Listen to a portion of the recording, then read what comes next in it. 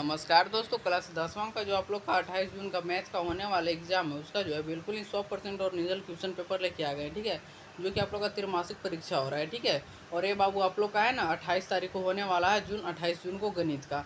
तो उसका ऑब्जेक्टिव लेके आ गए, सब्जेक्टिव भी अपलोड है, जाकर देख लीजिए। ठीक है, इंग्लिश का भी अपलोड हो गया है, जाकर आप लोग देख लीजिए। ठीक है, तो चलिए इस वीडियो में पूरा हम बताने वाले हैं आपको। तो देखिए 1 से 70 तक प्रश्न दिया गया है। ठीक है, 1 से 70 तक दिया गया है, जिसमें से आप लोग का 40 प्रश्न का उत्तर देना है। कितना का देना है? 40 प्रश्न का उत्तर देना है। तो ये सब जो है ना कि सॉल्यूशन हम कर लिए बाबू, बस आप लोग का जो है ना आंसर बताना है। ठीक है आंसर बताना है, तो आप लोग का जो फटफट आंसर बता देते हैं। तो देखिए फर्स्ट क्वेश्चन यहाँ पे क्या है। फर्स्ट क्वेश्चन है किसी संख्या को जब 61 से भाग दिया जाए तो भागफल 27 तथा शेषफल 32 प्राप्त हो तो संख्या क्या हो जाएगा। तो इसका संख्या क्या हो जाएगा, तो इसका आप लोग का राइट आंसर क्या हो जाएगा। तो पहला का जो राइट आंसर हो जाएगा बी हो जाएगा। ठीक है, 1679 हो जाएगा। ठीक है, 79। तो आप लोग का बी हो जाएगा इसका राइट आंसर। चलिए उसके बाद दूसरे नंबर क्वेश्चन देखिए। दूसरा नंबर क्वेश्चन क्या है। सबसे छोटी अभाज्य संख्या तथा सबसे छोटी यौगिक संख्या का महत्तम समावर्तन कितना होता है। तो दूसरा का राइट आंसर आप लोग का ए हो जाएगा। क्या हो जाएगा? ए हो जाएगा। तीसरा नंबर क्वेश्चन देखिए। तीसरा नंबर क्वेश्चन है कोई दो दिए गए धनात्मक पूर्णांक ए और बी के लिए बी से एक ए में भाग देने पर अद्वितीय पूर्ण संख्या क्यू तथा आर प्राप्त होती है, तो मतलब इतना बराबर क्या हो जाएगा। ठीक है, ये पूछ रहा है। तो तीसरा का राइट आंसर क्या हो जाएगा? सी हो जाएगा। ठीक है, बी क्यू प्लस आर यानी कि जो पैदा चलिए उसके बाद नेक्स्ट क्वेश्चन देखिए। नेक्स्ट क्वेश्चन क्या है। नेक्स्ट क्वेश्चन है चौथे नंबर 156 का अभाज्य गुणनखंड क्या हो जाएगा। तो 4 का आप लोग का राइट आंसर क्या हो जाएगा? बी हो जाएगा। ठीक है, बी हो जाएगा। 156 के फैक्टर करिएगा तो। चलिए उसके बाद देख लीजिए 5 नंबर क्वेश्चन क्या है। यदि दो संख्या हो 306 तथा 657 का मसल न हो तो उनका लसक क्या हो जाएगा। ठीक है, उसका लसक ज्ञात करना है बाबू।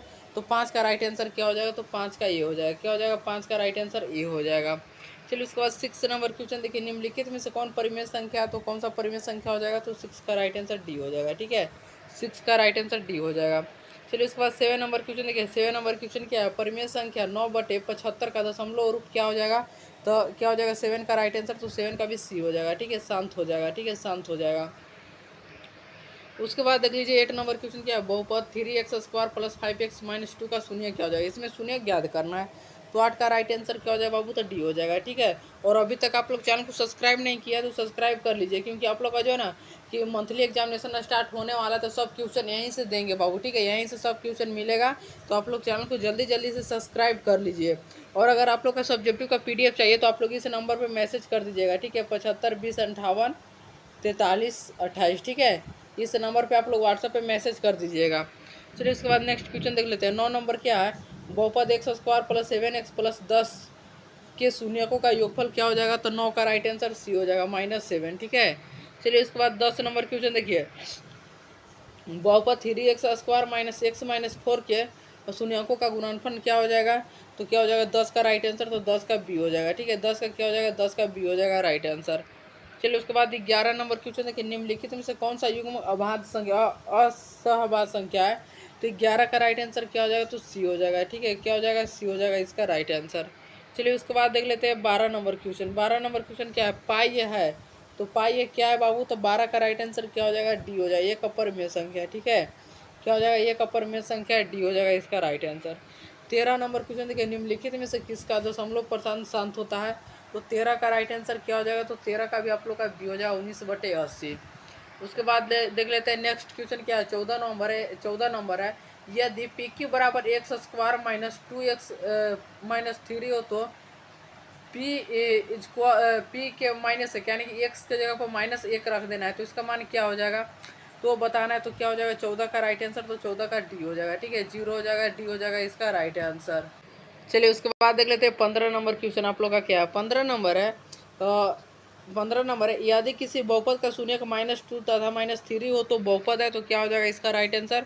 तो 15 का आप लोग का डी हो जाएगा राइट आंसर। क्या हो जाएगा? 15 का डी हो जाएगा राइट आंसर।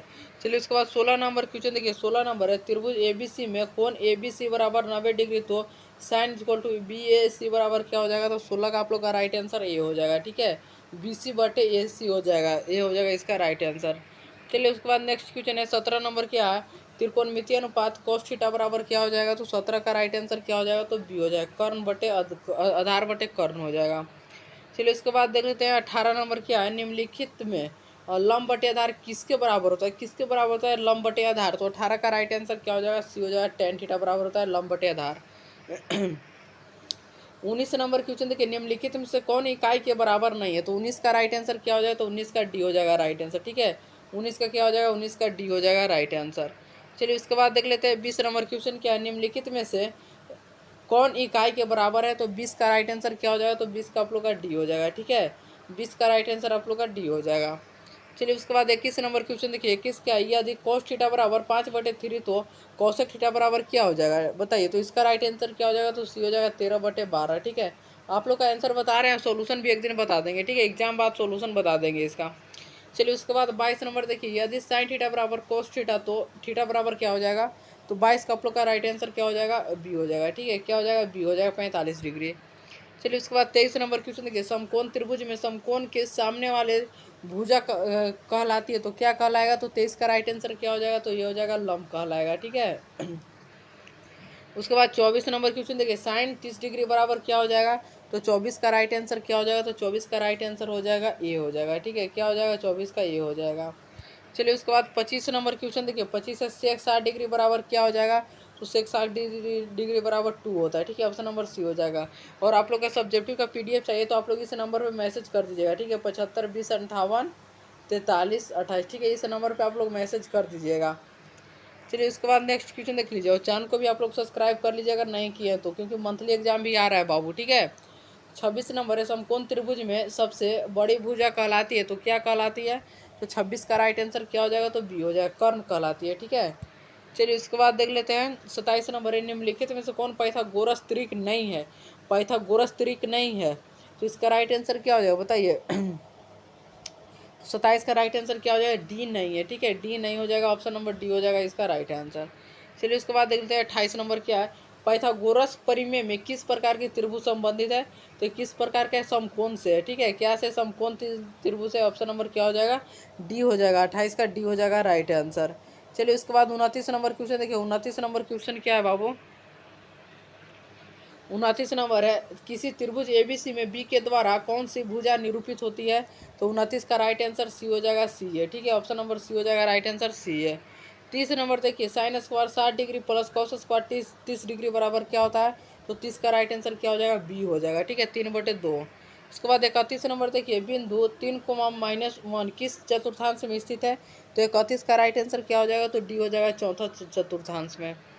चलिए उसके बाद देख लेते हैं 32 नंबर क्या है, मूल बिंदु का निर्देशांक क्या होता है, निर्देशांक क्या होता है। तो 32 का क्या हो जाएगा राइट आंसर, सी हो जाएगा, 0 0 होता है। ठीक है, 32 का सी।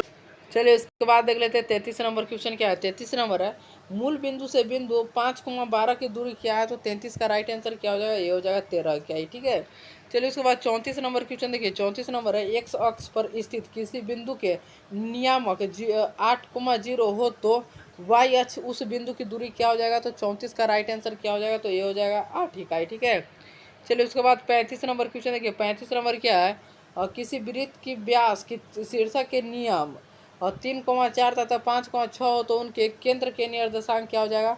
तो 35 का राइट आंसर क्या हो जाएगा, सी हो जाएगा। ठीक है, क्या हो जाएगा, सी हो जाएगा। चलिए उसके बाद 36 नंबर देखिए, बिंदु x, y तथा -x, -y के बीच की दूरी क्या हो जाएगा।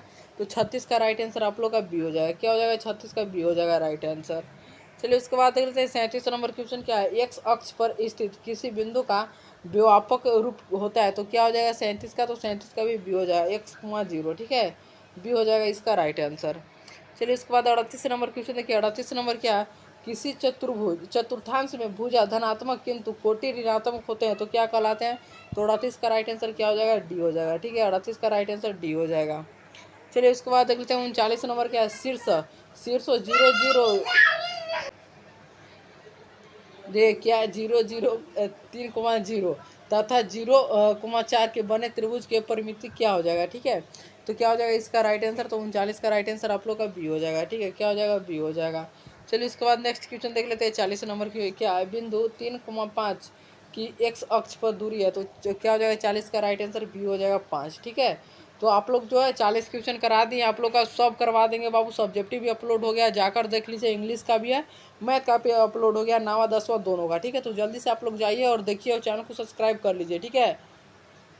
और जो नंबर दिए उस पर मैसेज आप लोग कर दीजिए PDF के लिए।